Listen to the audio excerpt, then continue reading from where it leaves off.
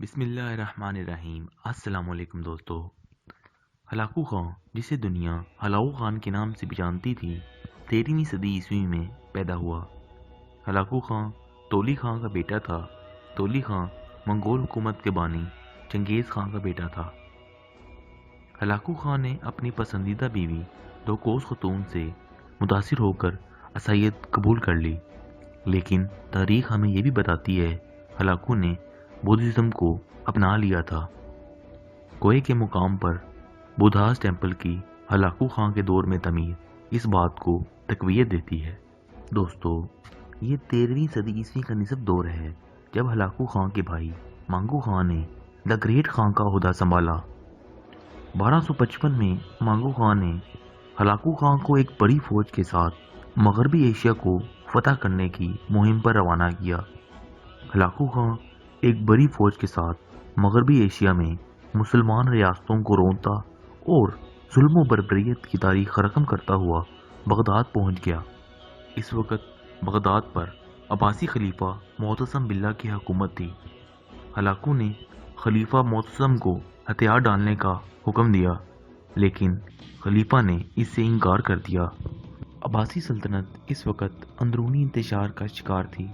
شیعہ سنی کی لڑائی نے سلطنت کی بنیادوں کو کھوکھلا کر دیا تھا، یہاں تک کہ جب منگول فوجوں نے بغداد کا محاصرہ کیا تو مسلم علماء یہ جاننے کی کوشش کر رہے تھے کہ اسلام میں گوا حلال ہے یا حرام، لیکن عباسی سلطنت تمام تر اندرونی انتشار کے باوجود منگول فوجوں کا مقابلہ کرنے کی سخت رختی تھی۔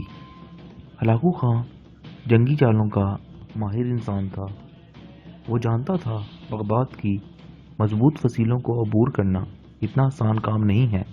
ہلاکو نے خلیفہ کے مشیر ابو الکوما کے ساتھ سازش کر کے عباسی افواج میں انتشار پھیلا دیا۔ فوج میں انتشار کی خبریں سن کر خلیفہ شدید پریشان ہوا۔ ایسے میں ابو الکوما نے خلیفہ کو عین منگول محاصرے کے درمیان فوج کی تعداد کم کرنے کا مشورہ دیا۔ خلیفہ ابو الکوما کی چال سمجھ نہ سکا اور فریب میں آ کر فوج کی تعداد کم کر دی۔ ہلاکو نے اس سے فائدہ اٹھاتے ہوئے بغداد پر حملہ کر دیا اور اس کی اینٹ سے اینٹ بجا دی۔ تاریخ دانوں کے مطابق تتاریوں نے 12 لاکھ سے زیادہ مسلمانوں کا قتل عام کیا۔ خلیفہ المعتصم کو قالین میں لپیٹ کر قتل کروا دیا گیا۔ اس کے ساتھ ہی خلافت عباسی کا سورج بھی غروب ہو گیا۔